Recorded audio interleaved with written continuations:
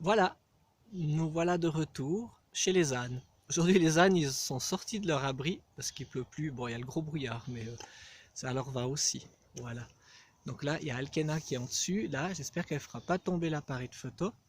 Voilà. Ok. Alors, la dernière fois, je vous ai dit que j'allais vous parler des villes aujourd'hui. Je voulais juste expliquer une petite chose. Oups là, attention Alkena. Pas à faire tomber, pas à faire tomber le truc. Voilà, merci. Donc, le rapport qu'il y a entre la taille des villes et l'énergie. Dans l'Antiquité, une ville, elle ne pouvait pas être plus grande que son approvisionnement ne le permettait, ses possibilités d'approvisionnement le permettaient. Parce qu'il fallait transporter toutes ces marchandises qui allaient vers la ville.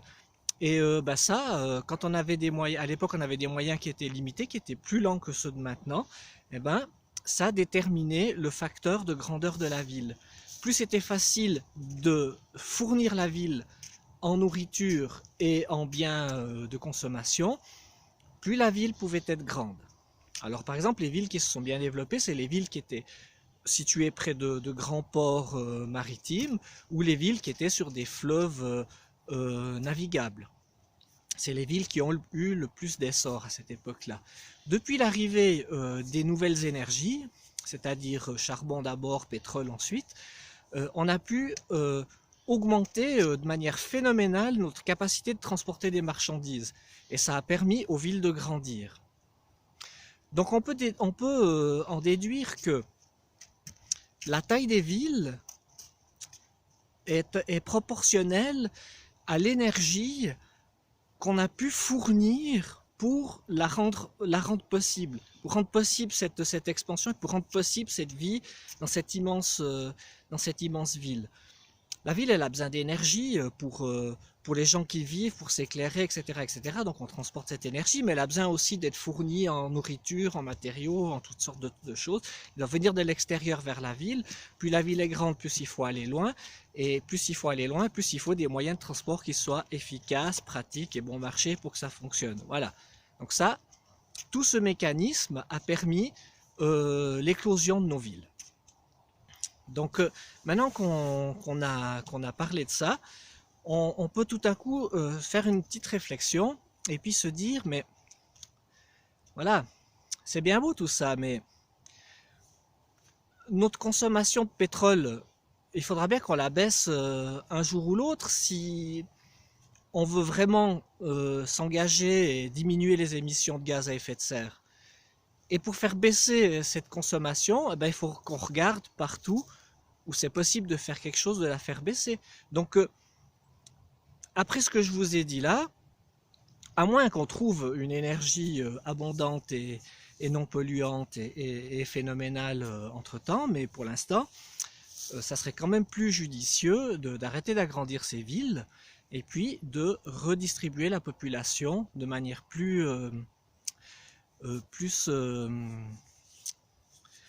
répartir la population de manière plus homogène dans les différents endroits plutôt que d'avoir des campagnes qui se vident, des vallées qui se vident et des villes qui grossissent.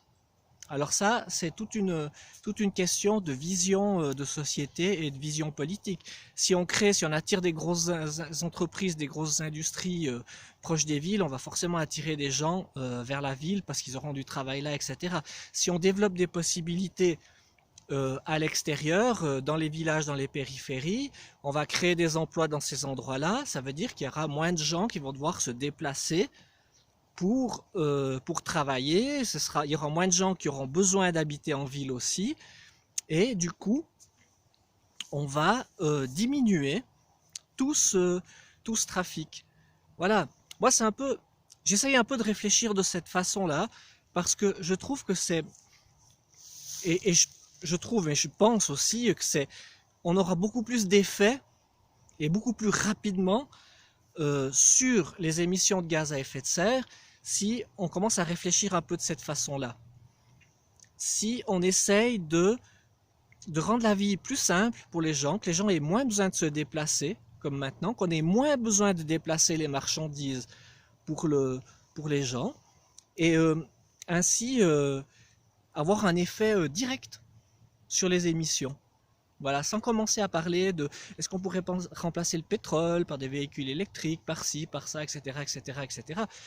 Moi, je trouve beaucoup plus intelligent d'abord de penser de comment on pourrait faire baisser la consommation naturellement sans toucher à la qualité de vie, sans devoir se battre sur des taxes ou des interdictions ou des choses comme ça, mais simplement en changeant la structure. Voilà. Donc je vous ai parlé dans les dernières vidéos des micro-fermes. Moi je suis agriculteur, donc ça m'intéresse beaucoup le sujet alimentaire. J'ai lancé cette idée dans mes dernières vidéos. Je vais la développer dans les prochaines. J'aimerais bien faire la prochaine fois juste un petit résumé condensé de ce que je vous ai dit et puis un peu précisément qu'est-ce qu'on peut faire au niveau politique pour améliorer cette situation.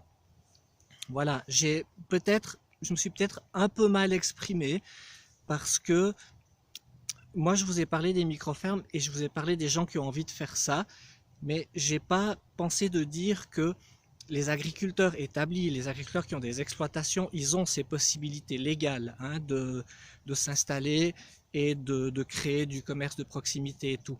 Il y en a qui l'ont fait, je vous ai déjà dit, hein, il y en a qui n'ont pas attendu qu'on leur montre pour faire, mais il y a pas quand même tout le monde qui s'y est mis, et puis ça, à mon avis, je trouve que ça se développe pas assez vite ce commerce-là, et ça serait bien de pouvoir laisser entrer dans ce système des gens qui feraient des petites exploitations, mais pour ça, il faut donner un cadre, une formation reconnue, sérieuse, et un cadre légal pour que ça soit possible.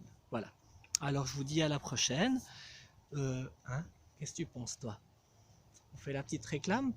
Voilà, je fais ces vidéos parce que je suis candidat à la députation au Grand Conseil valaisan sur la liste des Verts du district de Martigny. Je fais ces vidéos pour me faire un peu connaître, pour présenter mon monde, et puis aussi pour vous montrer un peu ma ferme et tout ça. Hein? Et les gens, ils aiment bien vous voir. Ok? On leur dit ciao ciao. Ciao ciao, à la prochaine.